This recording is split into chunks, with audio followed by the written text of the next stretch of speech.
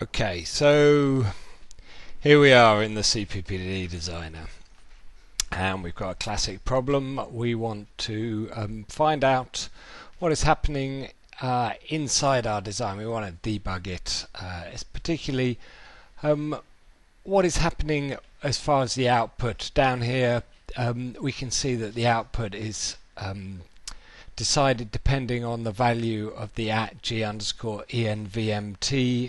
parameter, but working out what that value contains has been difficult up until now. The introduction of the trace element should alleviate all problems. Here we go, insert a trace element, put it just before where you want to record, understand the value, and just add what you would like to see in the job log. envmnt.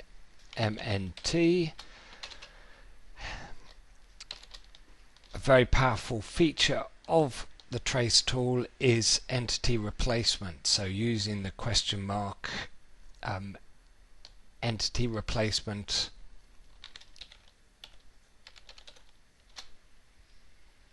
strategy that we use elsewhere in the designer, we will be able to see what the value of that variable holds. Now just upload this design.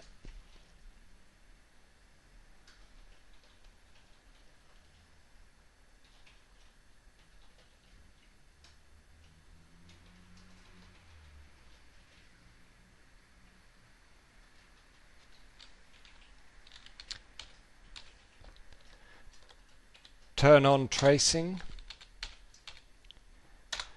That run the PPD.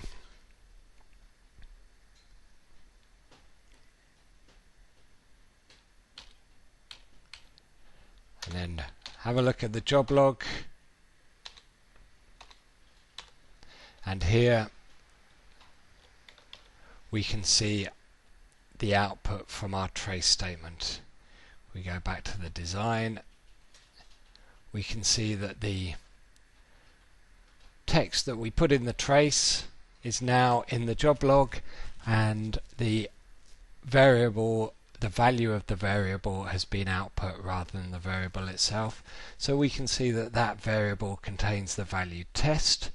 If we go back to the design, we can see that means it will have come into this branch of the design, which means we should see this variable output, this trace output, and indeed we do. There's the next line, output test, and then the next trace statement after that is output print.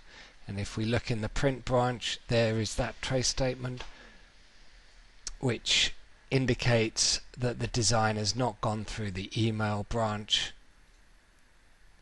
and is not gone through the docstore branch. So there's a wealth of information that we have learned just from having trace statements in our design. The other advantage, the other key feature of trace statements is that they stay in your design even when they're being in production environment. How can we do that? Just by turning off the trace statements, which is a job attribute. By default they are switched off. These job switches are all zeros. If they're all zeros, when we run the design,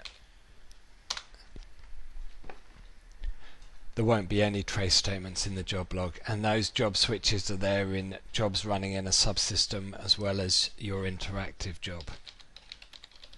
We look at the job log here, clean as a whistle. So there we have it, the very powerful, very new trace statements.